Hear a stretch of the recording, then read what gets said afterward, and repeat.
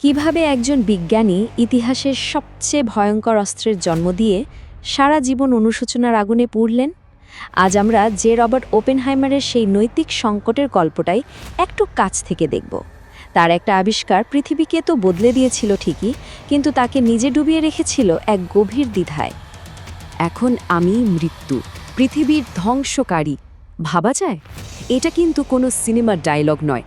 ভগবদ্গীতার এই লাইনটা যে রবার্ট অপেনহাইমারের মুখ থেকে বেরিয়ে এসেছিল ঠিক যখন তিনি প্রথমবার নিজের হাতে তৈরি করা অস্ত্রের ভয়ঙ্কর রূপটা দেখলেন।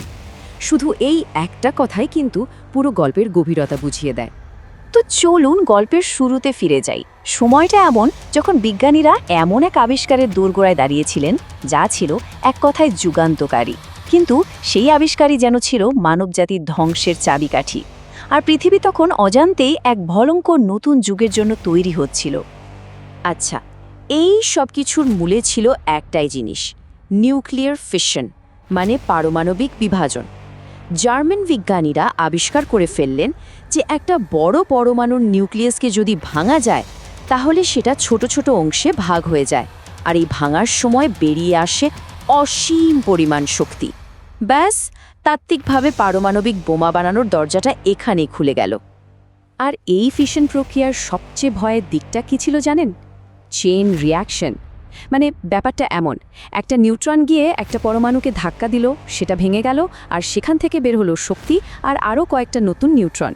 এবার ওই নতুন নিউট্রনগুলো গিয়ে ধাক্কা দিল আরও কয়েকটা পরমাণুকে, আর এই প্রক্রিয়াটা চলতেই থাকলো। ফলাফল এক ভয়াবহ স্বয়ংক্রিয় বিস্ফোরণ। আর ঠিক এই সময়টাতেই ঘটল আরেকটা ঘটনা। হিটলার পোল্যান্ড আক্রমণ করে বসল আর শুরু হয়ে গেল দ্বিতীয় বিশ্বযুদ্ধ। বিজ্ঞানীদের মধ্যে তখন একটা ভয়ঙ্কর আতঙ্ক ছড়িয়ে পড়ল। তাদের মনে হলো নাৎসি জার্মানি যদি এই টেকনোলজি ব্যবহার করে সবার আগে পারমাণবিক বোমা বানিয়ে ফেলে। ভাবুন তো, অ্যালবার্ট আইনস্টাইনের মতো বিজ্ঞানীরাও কিন্তু একই রকম আশঙ্কা করছিলেন। আর ঠিক এই ভয় থেকেই আমেরিকায় শুরু হলো এক টপ সিক্রেট প্রজেক্ট, নাম দ্য ম্যানহাটন প্রজেক্ট। লক্ষ্য একটাই, যে কোনো মূল্যে জার্মানির আগে পারমাণবিক বোমা বানাতে হবে। তো এই বিশাল প্রজেক্টের বৈজ্ঞানিক প্রধান হিসেবে কাকে বেছে নেওয়া হলো? যে রবার্ট অপেনহাইমারকে।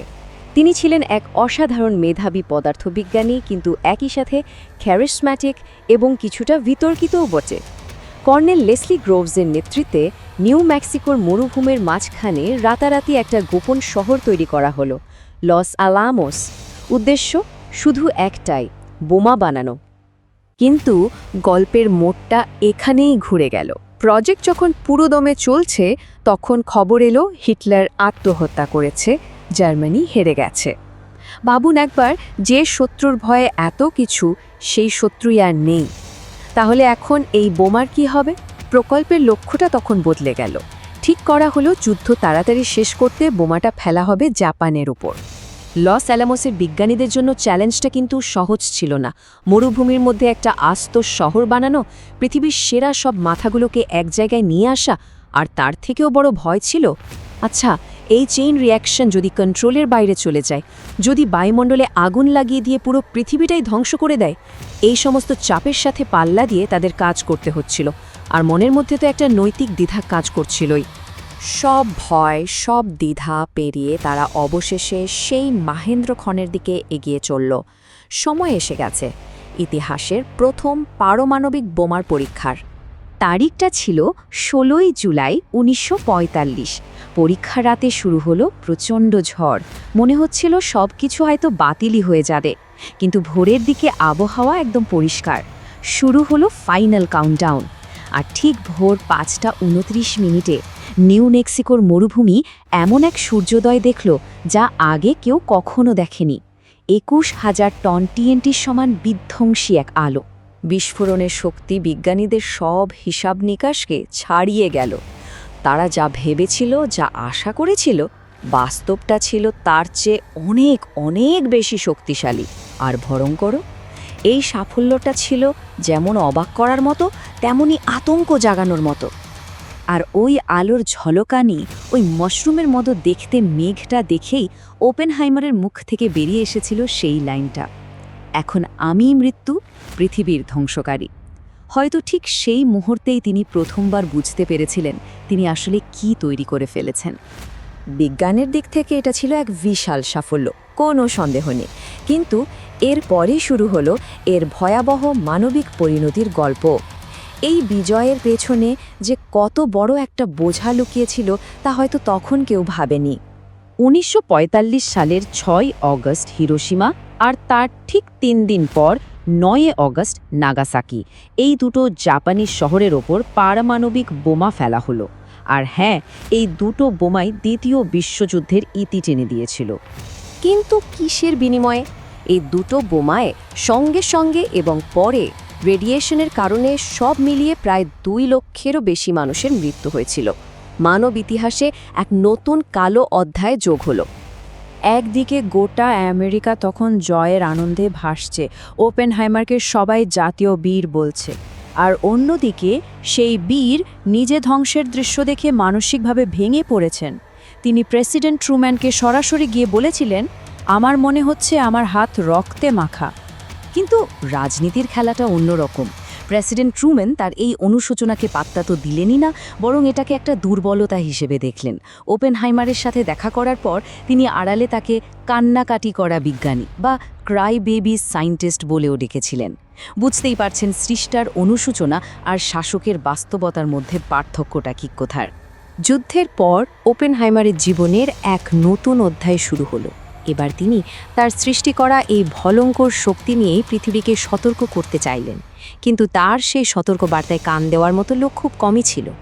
নিজের কাজের জন্য তিনি এতটাই অনুতপ্ত ছিলেন যে তিনি পারমাণবিক শক্তির আন্তর্জাতিক নিয়ন্ত্রণের জন্য ক্যাম্পেইন শুরু করলেন। শুধু তাই নয়, আরও শক্তিশালী হাইড্রোজেন বোমা বানানোর পরিকল্পনার তিনি ঘোর বিরোধিতা করলেন, কারণ তিনি বুঝে গিয়েছিলেন এই রাস্তাটা সরাসরি ধ্বংসের দিকেই নিয়ে যাবে। কিন্তু তার কথা কে শোনে? 1949 সালে সোভিয়েত ইউনিয়নও তাদের পারমাণবিক বোমার সফল পরীক্ষা চালিয়ে ফেলল, আর সঙ্গে সঙ্গে আমেরিকা হাইড্রোজেন বোমা বানানোর কাজে ঝাঁপিয়ে পড়ল। শুরু হয়ে গেল এক নতুন, আরও ভয়ঙ্কর চেন রিয়াকশন, অস্ত্র প্রতিযোগিতা, যা জন্ম দিল ঠান্ডা যুদ্ধের বা কোল্ড ওয়ারের। হাইড্রোজেন বোমার বিরোধিতা করা এবং তার পুরনো কিছু যোগাযোগের অজুহাতে ওপেনহাইমারকে টার্গেট করা হলো। একটা সিকিউরিটি হিয়ারিংয়ের নামে তাকে সর্বসম্মুখে অপমান করা হলো, কেড়ে নেওয়া হলো তার সিকিউরিটি ক্লিয়ারেন্স। ভাবুন, যে মানুষটা দেশকে এমন একটা শক্তি এনে দিল, সেই দেশই তাকে সন্দেহের চোখে দেখতে শুরু করলো। শোনা যায় একবার ওপেনহাইমার আইনস্টাইনকে বলেছিলেন তারা হয়তো সেদিন বায়ুমণ্ডলে আগুন লাগাটা আটকাতে পেরেছিলেন, কিন্তু তারা আসলে অন্য একটা চেইন রিয়াকশন শুরু করে দিয়েছেন। সেটা হলো দেশগুলোর মধ্যে অস্ত্র বানানোর প্রতিযোগিতা। আর এই প্রতিযোগিতা হয়তো একদিন পৃথিবীকে নিশ্চিত ধ্বংসের দিকে ঠেলে দেবে। এই পুরো গল্পটা শেষে আমাদের একটা খুব সহজ কিন্তু গভীর প্রশ্নের সামনে দাঁড় করিয়ে দেয়। আচ্ছা, এই যে আমরা প্রগতি বা প্রগ্রেস বলি, তার আসল দামটা কি? বিজ্ঞান আর মানবতার এই লড়াইয়ে শেষ পর্যন্ত পথটা কোনটা হওয়া উচিত? এই প্রশ্নটাই হয়তো ওপেনহাইমার আমাদের সবার জন্য রেখে গেছেন।